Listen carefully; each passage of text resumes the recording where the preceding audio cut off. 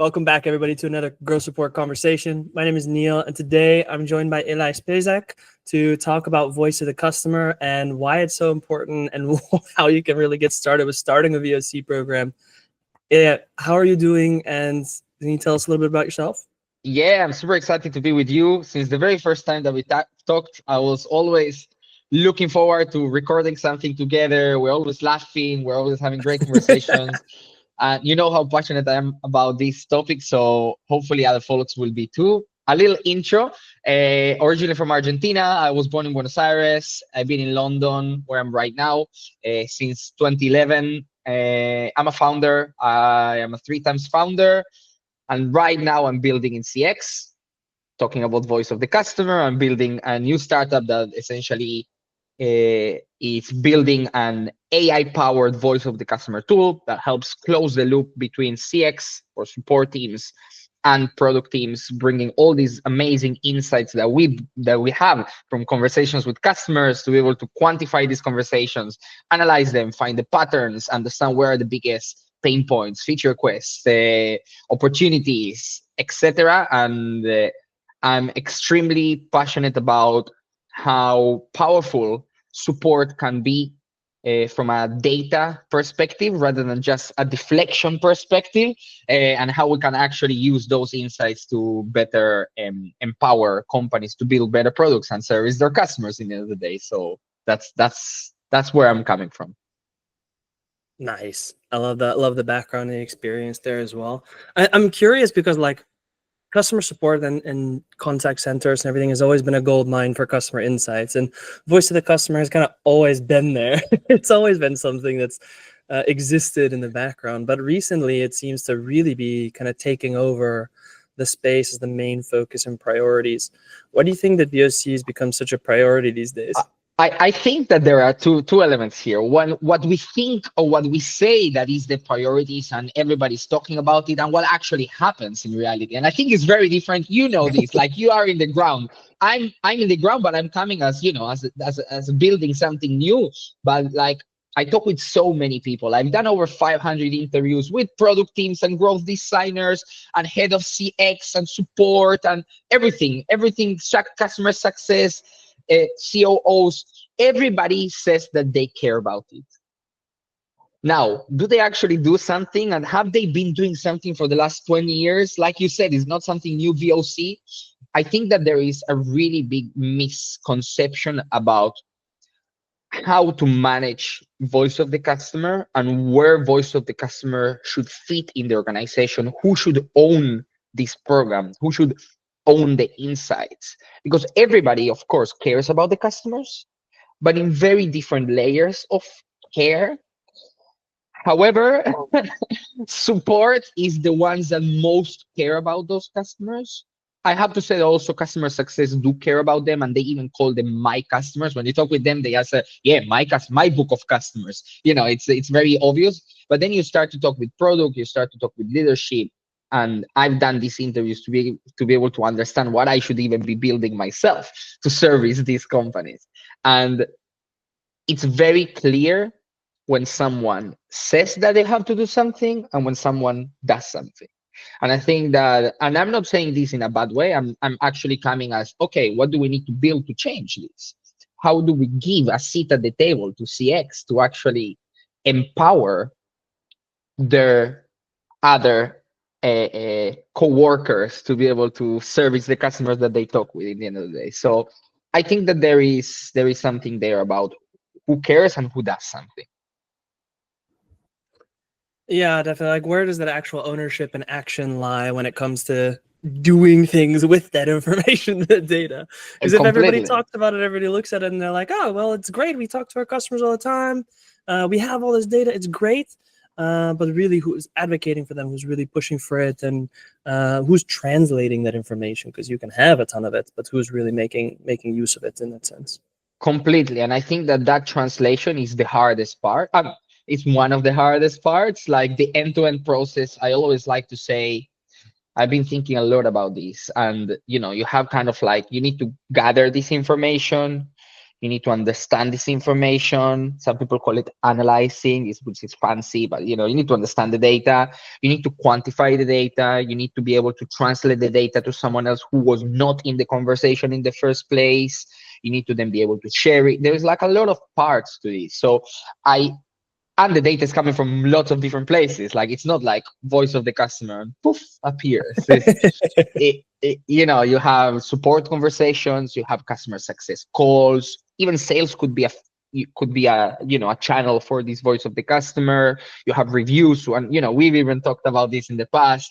You have surveys, you have even maybe in-person conversations from I don't know, exhibitions, expos, or whatever. Like every single customer-facing channel should become a channel to feed into this treasure of insights. Now we need to find these insights and discard the noise. But this also changes over time. What is an insight today might not be an insight tomorrow based on what the company is doing. So it's not a static kind of like it's a pen. It's more like it's more like a fish that keeps moving and navigate the sea of feedback almost. So That's that's how I that's a see it. really great analogy because it is really fluid, right? As the business changes and as the business evolves, needs will change, and you'll discover new things as well. Do you think that the such wide variety of channels where these customer contacts are happening causes a kind of daunting start to break the barrier of getting into VOC? I definitely think there is something there, but I think it's more that we don't put enough effort or time as a team to stop what we do on a daily basis, which is service the customers and help them, which is the priority. Let's be honest about it. Like that's what we're here to then think about what we do with the data that we have. And sometimes I think that we forget that VOC, the data we have is already VOC. We don't need to change anything. We have this data already. We don't need to kind of like go and get it. It's not a research project, which could be, but it's a different perspective. This is data we already get on a daily basis. Like that's it. It's there. So I think it's less about daunting about it, but it's more about I just don't have the capacity to start to deflect my time to stop answering tickets to actually understand what the tickets are about. So I think I feel it's also a lack of capacity sometimes, not a lack of want. I would imagine. Yeah, Um, I can imagine it. I want to hope. Sorry, I want to believe that is. So yeah. I think like from my perspective, when I was starting out as a solo supporter, essentially in a company that's quite small and growing, and you're saying, okay, well, I'm doing all these conversations. I want to be able to find out what these conversations are and what are happening. And you're growing. I think those channels are a little bit more consolidated. It's a little bit easier to be like, okay, I have this because I'm actively working in it. And I think that's where people start really their tagging systems and their taxonomies, or it's kind of like a starting foundation to something like this. But then as you grow and those, maybe departments are running different surveys or getting different data, or there's other teams working on certain things, then it really becomes that, okay, I really need to coordinate and to cross-reference this information. And then your taxonomy is no longer just VOC, right? VOC is much larger than just your support tagging system. Completely. And I think that you touched a few different things there. Maybe we can even, dissect them even further. So you talked about taxonomy and like how you tag things today maybe changes tomorrow as the company develops. Also that it's not just a streamlined channel when you're a small company to when you're a larger company. And then the fact that maybe then the same team that was doing everything now it's split into 3 different ones that take like, you have this kind of like more on the success area, which is the implementation and the training. And then you have your support that is taking all this kind of like inbound. And then you have your product that before was also talking to customers. Now they don't talk to customers, they manage the roadmap. And it's painful and it's annoying, but I definitely think that there is an opportunity there because it is hard when you have more people. You need processes. It's annoying. I'm a founder. I hate processes. I just want to build great products that people love, but you need them. And how do you translate those processes into being something valuable for the person that needs to make a decision at the right time? Not everybody in the organization cares about that at the same time, and that's okay. People have their own KPIs, have their own focuses, and we need to help them when they need it, not be the annoying CX person that is like, hey, this is what they are saying. Like, I think that, it's like, hey guys, I hear this. It's like, it stops being anecdotal and it needs to be database. Even though it's the same data, it's just a different perspective. And I think quantifying that to understand how many customers are talking about an area, a topic. What are they talking about that topic? What type of customers are talking about this topic? Because I don't just care about how many times something has been mentioned. It's like, okay, is this our focus as a company? Are they in which tier? If we have different tiers, if we talk about, like the regular, uh, you know, tech Yeah. breakdown of customers. Um, do we want to go and look for something specific that now maybe we are developing and focusing for the next quarter? But there is also an element that a lot of companies try to solve this in terms of processes, if we're talking about that, by just adding kind of like a quarterly meeting between CX and product and bringing marketing to also get kind of like a feeling of what customers are saying, to use it in their, content. And a quarterly meeting, I think a lot of folks will hate me, or they will actually love me. It will be one or the other one. Let's see what happens when I say Hot take. this. Let's go. Let, it's it's the laziest way of solving this, by just saying, great, we had a meeting about this. We talked about it. We covered VOC. It's done. We all know about our customers. We don't. Because by the time that you talked about it on a quarterly basis, the data is stale. The data change. Maybe those customers turned. Maybe those customers need something else. Or maybe us as a company are now focusing on something else. That doesn't mean that that data should not have been part of our roadmap development, or our marketing content, or our new educational content that we create from a customer perspective. Like, there's not always the solution is to build a feature. Maybe the solution is to improve our knowledge base. Who knows? Like, I think as well, when you do that, kind of when you set up a consistent checkpoint or rhythm, if it's on a quarterly basis, then you're looking a little bit in a different lens, right? What are the you're right. long-term You're right. trends that are happening? What are the long-term things that we're looking to build for example? But you are lagging then, right? It's not, hey, what are we looking to do this quarter or next quarter? It's more like, hey, this has been happening over the past 6 months, year. Then we can start to do things for the future.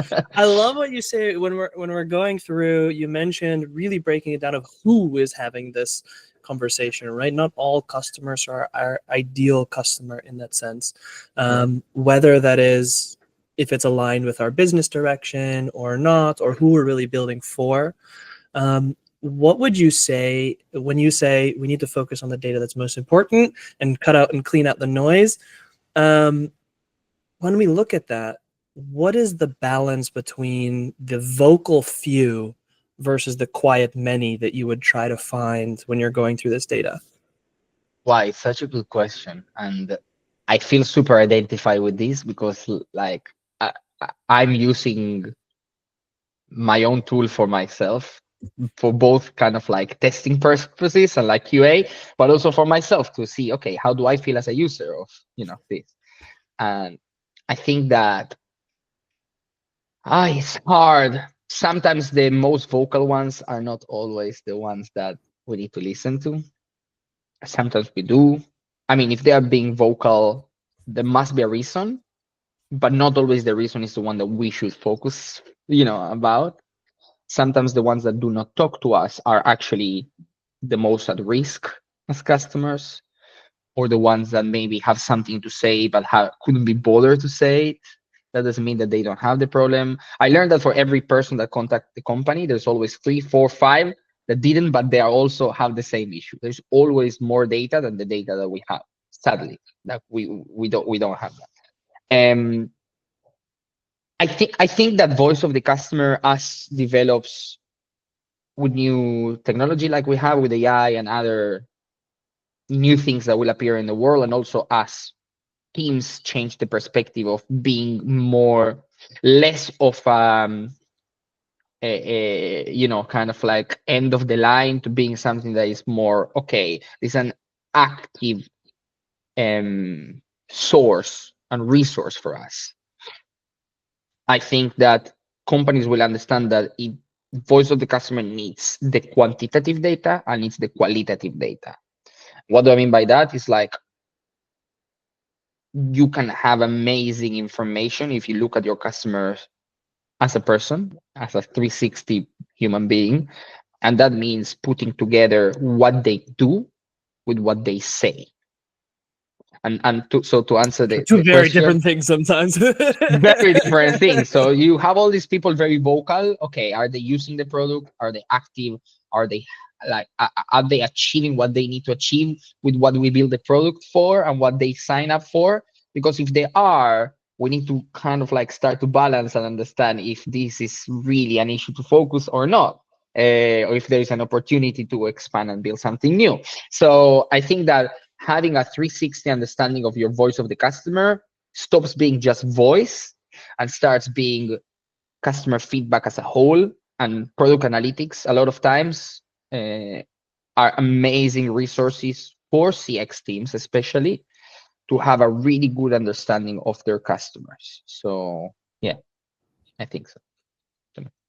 I talked a I lot, mean, sorry. no, I think it also goes in line with channels, right? One of the things that you mentioned is around the vocal few. There's probably a lot of people who say a lot, and then there are 3, 4, 5 other people who don't necessarily say anything.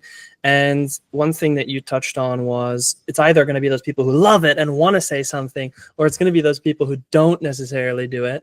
And what goes through my mind when I think of that is when you talk about feedback surveys and reviews as a channel for VOC, who are the people who are doing feedback surveys and reviews if you're not touching them in the right moments? So I'll bring something that we talked before, not in this conversation, by the way, everybody listening here. We talked about this, that sometimes your reviews and your surveys are usually the 5s and the 1s. It's hard to get the middle ground because, like you said, if they are actually taking the job to go and leave a review, it's because they love it or they're very happy about it or they hate it and they actually want to let other people know that they hate it. There is kind of like a personal motivation. And if you go to the App Store today, you can see this in any product in the world, from the It's very Googles to polarized. it's very polarized. So I think that that's why I like to think about reviews and surveys, though there are many B2C, especially companies that run on surveys, like this, like massive surveys, and like especially the airlines, like the worst service ever, and I get all this surveying all the time, and I think that I like to think about those channels, if we're talking about channels, as a addition to my other. Like I cannot believe that the only source of VOC should be just the reviews of the 5s and the 1s. I think it's kind of like you need to, like Photoshop, when Photoshop came, that you could do like layers of things on the photo, one out of the other one. And I think that that's also how voice of the customer is built. Like languages are built on layers on top of layers, and it's not like flat. It's like you need like a translucent paper that you can see almost like how does this look with the other one on top of each other. And I think that when we start to put the data together like this, and you can see the 5s, you can see the 1s, you can see those that really hate it, you can see those that really love it, we can understand why, and what do they say that compares to what my support tickets say. That is actually very powerful because you can actually start to understand on a big picture what is real to what is not real that we should focus on. So really aggregating your channels is extremely important, especially like it's not a one-dimensional thing in terms of voice of the customer. And I think people sometimes may say, I really want to do VOC. I really want to do VOC. They build their taxonomy and they're like, we're doing VOC. And it's only a part of it. Or it's like also now they need to convince their team of CX or support to use the taxonomy. So we talked about channels. Now we can talk about taxonomy. So taxonomy is so hard. I don't think I don't think I cracked the code yet, and I don't think I will. I don't think anybody will, because it's so subjective to not just the company, but to the person that is tagging it, like at the moment that they are tagging it. And the more we talk with customers as CX, we become very biased, because you're starting to have all these conversations. And I think that it's great to start with something in taxonomy that is general, like at least have some way of segmenting data. And I think that those tags, the most important thing are not the actual tags, but that the people put the tags. So if people don't put the tags, then we can have the most amazing taxonomy, but we need to encourage our team also to use those tags when they finish the conversation or when the conversation comes. And I'm sure that is going to keep developing with the support tools, suggesting tags, etc., and all of this. The way I look at that from kind of like from the outside perspective, like I'm building a tool that doesn't replace support tools, but plugs into the support tools. So actually tags become great metadata to help segment further the data, so that we can even dive deeper in what we want. And we should encourage to take advantage of those tags. If someone in the company that knows the product, as support does, took the time to create some taxonomy, as long as it's updated, by the way, we should take advantage of that and to understand the data, to use maybe those tags to also filter what comes from the, again, customer success code. I don't know. Again, I mean, it really comes down to being able to connect the dots with, okay, they're saying this, but that means this in context. Like your taxonomy, what you mentioned, is really subjective to the rep who's entering the information.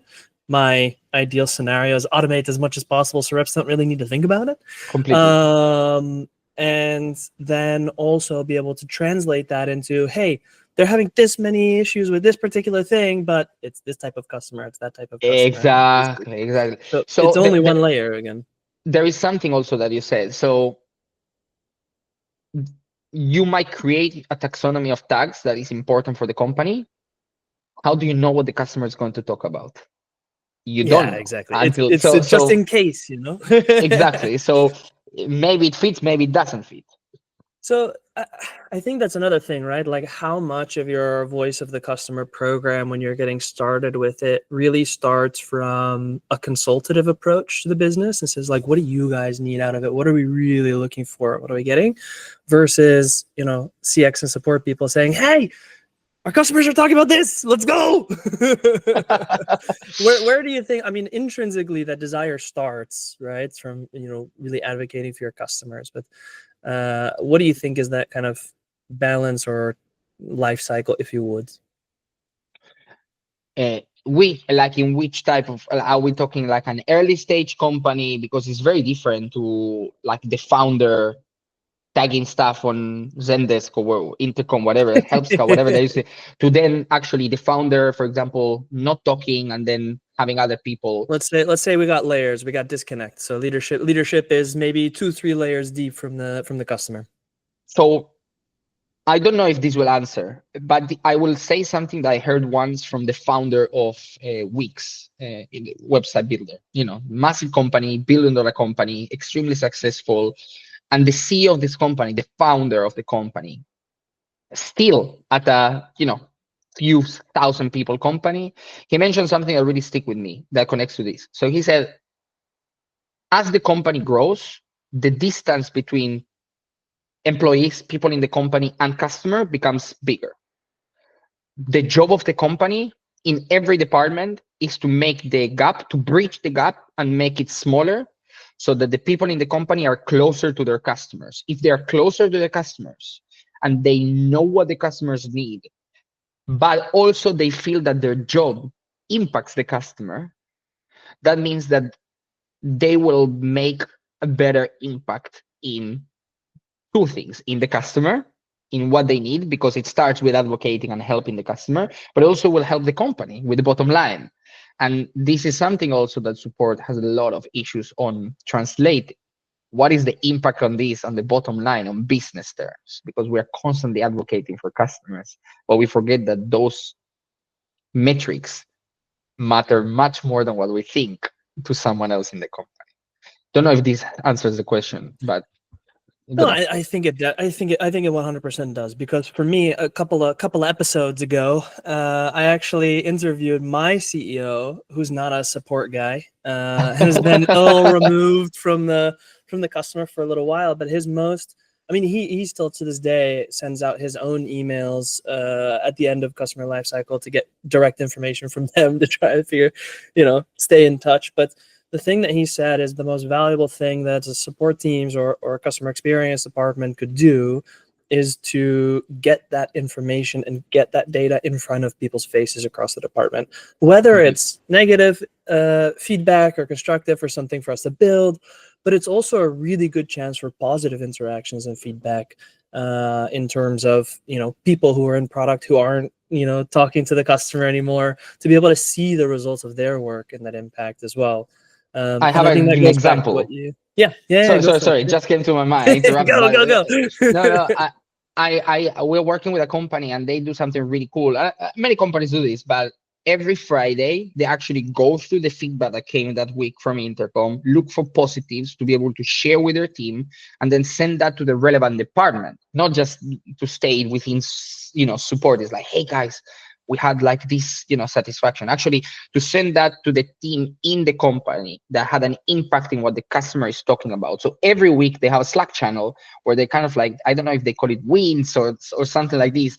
And it makes it really encouraging for other teams to actually see their impact from the voice of the customer with the way the customer actually explained with their words. So it's not me explaining what the customer said. It's actually the customer explaining how they felt with the new change of product X. I don't know. I think that's super Yeah, we powerful. have our company uses Slack for internal communication, everything, and we just have a member feedback channel. And my Love team's it. gotten really good about just instantly spamming that feedback into the company. You just see all the Love it. little hearts and the rockets and stars, and everything go. Love it. It's really nice to be able to share that direct feedback with people and bridge that gap. And if you think about the engineer who is in a room in front of the, code 24/7, I think it's really valuable to be able to show them that what they do impacts someone else and actually has an impact on the life of someone, not on the code, and on the life of someone. That is super powerful. Hey, the story points are worth it. Completely. Completely. I think we talked a lot about, kind of some of the barriers and really how to go about trying to figure out, what is really VOC and kind of how to look at it from a, conceptual standpoint of really going. Somebody's going to get started with it. I think really starting basic and starting simple, just getting a feedback loop of sharing that feedback to the organization, and at least starting the rhythm is one of the most important things. And consulting the organizations, like what is really valuable for us to understand about our customers so that we can build in the right direction. Is there anything that you would say is, if you had one piece of advice for somebody getting started with voice of the customer to really just think about as they go into it, what would that be? That's a good question. You make me think today.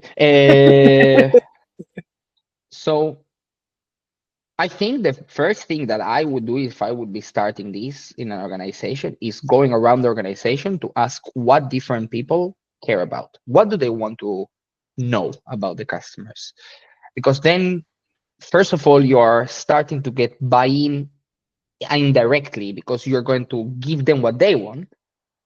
And they don't need to do any work, by the way. You're doing it. So it's kind of like, hey, just tell me what you care about. And why you care about this, not just tell me, I want to know about red pens. It's like, no, tell me why you care about this so you understand more. So I would almost like take a week to go internally around the organization to understand what the different teams care about. I would try to lay this down in a way that I then understand it.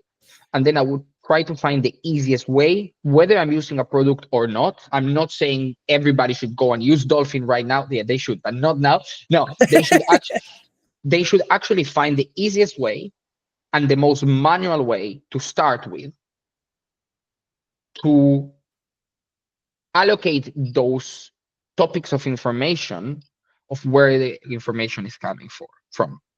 Now, to be able to do that, we need to have a place where that information is coming from. So otherwise, it's going to get very, very hard to share this data from all places. So it could be Slack, where we just throw stuff in a channel and then I go once a week and review it. That's fine. That's completely fine. Could be a spreadsheet, could be a Notion database, it could be a Google Doc. It doesn't really matter. And I think these are kind of like, doesn't really matter the tool that you use. The first thing that you need to do is to start to take this information into one place and then start to understand this data in the eyes of those that care about the data. That's why going around the organization. So my one tip would be, don't set anything, go and talk to the folks in the organization to know what they care about. And I think that's a very different perspective of how to start a VOC, that start to talk the language of your teammates in a way. So VOC and 1, 2, 3, gather the business needs and wants.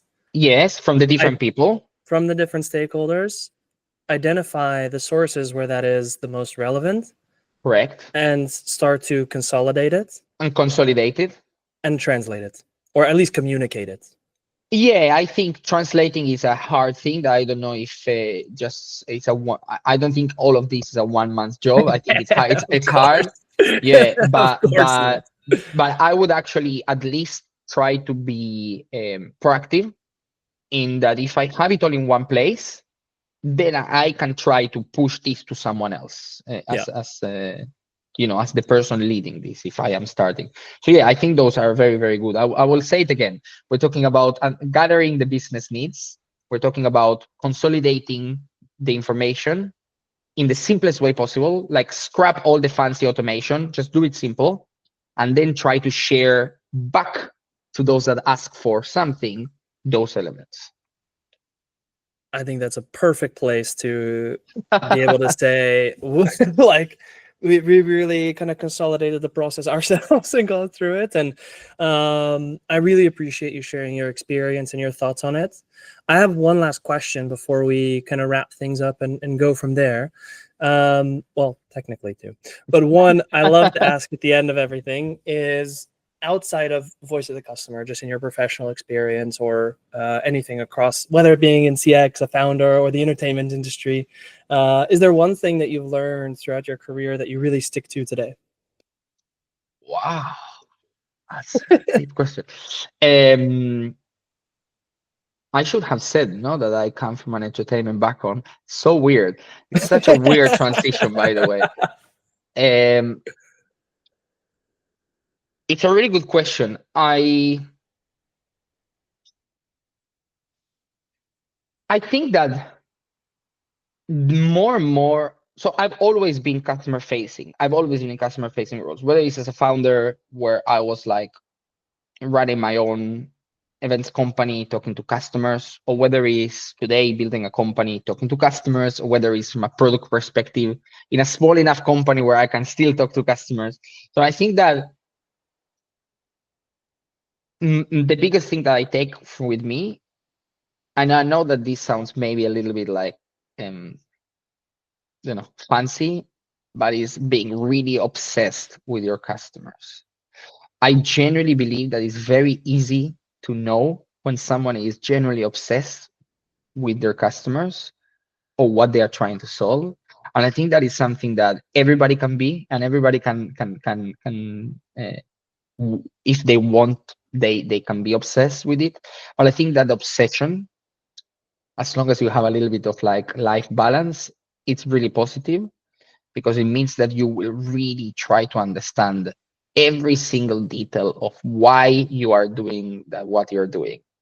This was valid when I was putting together a wedding for someone in the entertainment industry, to when I was producing a circus show and I had a circus guy with fire in front of the audience, to now when I'm trying to build a VOC tool. I think that customer obsession is the one thing that has never changed in all the weird industries I've been part of. So yeah, that's my takeaway. I love it. I love it. Absolutely. I think, being obsessive over your customer, really understanding their needs and their problems and solving for it is I think it'll carry through everything, regardless of what you do. Completely. Uh, It's something you just reminded me of something that I was reading an article, and I think that sometimes support focuses on the solutions because we need to solve something for someone like that is contacting us. Whether product usually focuses on the problems of someone, not on the solutions. They don't want someone to tell them they want a button green, like or something like. They want to know why they want, a button that changes the color. And I think that sometimes that is really important from CX and product relationship, even from a leadership perspective, how we translate the solutions that we are, helping our customers to understand the behind the scenes of those problems, to really understand the why they contacted us in the first place, to then share the why with someone else. Then maybe we'll make a different decision on the problem, but that is completely fine. And I think it's really, really important to be able to translate that solution to a problem and not just focus on like, okay, our NPS is X, but actually why is this? Why we had X number of chat support in the last 3 weeks, and why success now is finding that they are having issues with, renewing customer X. I think all these questions can be not solved, but can be answered through voice of the customer. Wonderful. Thank you again. I really appreciate it. Thank you. For those who are listening, if they want to continue that conversation with you, where might they reach out to you and learn a little bit more or continue that? On the next one that we will do together. I'm joking. I tend to be quite vocal on LinkedIn. I really believe in supporting each other as a community and as a founder. So LinkedIn is the easiest way. My name and surname. It's a complicated surname, but you can just copy and paste it on LinkedIn. That's the easiest way. Or through Dolphin AI, exactly how it sounds, which is my company, and you will also see everything that we are doing. So thank you so much, Neil. This has been really, really fun. Yeah, it has from my side as well. Thank you for joining me. Appreciate Thank it. you. Have a good one. You as well.